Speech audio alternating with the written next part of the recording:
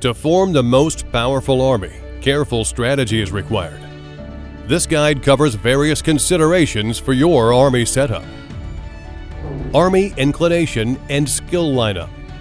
Your armies are assigned an army inclination, classified into damage, survival, and control, and combining skills that match each trait will enhance your strength in battle. Each inclination has its own counters. Damage counters survival. Survival counters control. Control counters damage. In general, when two armies are similar in strength, inclination counters play a more crucial role in determining a battle's outcome. Army inclination is determined by weighing your hero's main skills, learned skills, unit types, and unit skills. For example, if the ratio is 1 damage inclined and 2 survival inclined, the army will be classified as a survival army.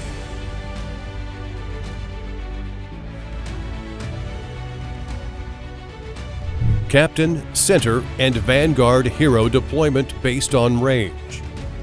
In battle, only enemies within the attack range of the heroes can be attacked. It is therefore crucial to assign their positions based on basic attack range and/or skill range. For the hero deployed as your army's captain to attack an enemy captain, their range must be at least 5. Heroes with shorter ranges are generally deployed as the Vanguard, while those with longer ranges are assigned as the captain or center. Strategically assigning a hero with a range of 4 in the center or a hero with a range of 3 in the Vanguard allows them to directly attack the enemy captain. For example, with an army lineup of Gilgamesh, range 4, Victoria, range 4, and Teresa, range 3, Victoria and Teresa can land basic attack and combo skills on the enemy captain. Only Gilgamesh is unable. This strategy is important because taking down the enemy captain early is key to winning battles. Be careful not to assign heroes with short ranges in the back line. If they are assigned incorrectly, their skills may trigger, but be ineffective if no enemies are within range. Stat distribution and skill differentiation. Hero stats should be distributed based on a hero's position: Vanguard, Center, or Captain. Skills should also be selected based on these position assignments. The captain typically plays the role of the main damage dealer or healer, while the center serves as an assistant damage dealer, healer, or support. The Vanguard, on the other hand, takes on both defensive and supportive roles. When deploying heroes to your armies, you must also consider a hero's attack range and effective skill range. Their stat points should also be allocated thoughtfully. Example of stat distribution by position. Heroes deployed as the Vanguard generally focus on defense, but depending on their main skill may also invest in agility. Agility is primarily used to secure initiative, or moving first in battle. For certain heroes, it also plays a key role in maximizing skill effects.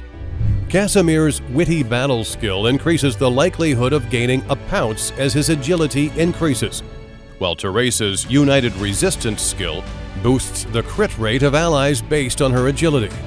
It is also essential to know what stats to add to the hero based on what skills the hero has learned, and vice versa too. For example, Alexander the Great has very high attack stats, and his main skill is affected by attack. Based on this information, we should teach him skills that are affected by attack, such as Meteor Shot, and distribute his additional stats to attack. To identify which stats affect the skills, look out for key words in the skill description, such as attack damage or affected by attack. How to distinguish skills. Hero skills are divided into attack, intelligence, healing, and support, and are further classified into engage, active, combo, and passive skills. Active damage skills refer specifically to skills with a trigger chance that fall under either attack or intelligence skills. Skill XP is the resource used to level up skills, and the amount consumed varies depending on the skill's grade and level. Skill manuscripts are required for upgrading legendary grade retired skills. They modify the damage or healing amount when a skill is triggered. Unit counter. Units have countering relationships, so engaging in battle according to unit counter effects allows for advantageous battles. Generally, the counter order is as follows: infantry counters ranged, ranged counters cavalry, and cavalry counters infantry. Damage dealt to your units is reduced by 20% if your unit counters the enemy's, while the damage your units deal to the enemy is reduced by 20% if your unit is countered by the enemy's. Special unit. There are certain units with counters that are different from their unit type. Halberdier is an infantry unit that is strong against cavalry but weak against ranged units, while Sniper is a ranged unit that is strong against infantry but weak against cavalry. It is essential to assign appropriate units based on your needs, as there are units with different counters. How to check unit counter. You can check each unit's counters by navigating to a hero and then tapping on their assigned unit, or by opening and exploring the unit's menu. Unit lineup bonus. If you deploy units of the same type in an army, you will activate additional stat bonuses.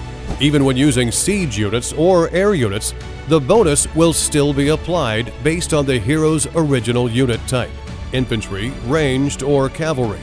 For example, in a setup with Tomiris ranged, Coupe cavalry, and Maria Theresa cavalry, the cavalry formation bonus is applied, granting plus 5% attack and plus 5% agility. Even if you replace the units with air units, the cavalry formation bonus remains unchanged.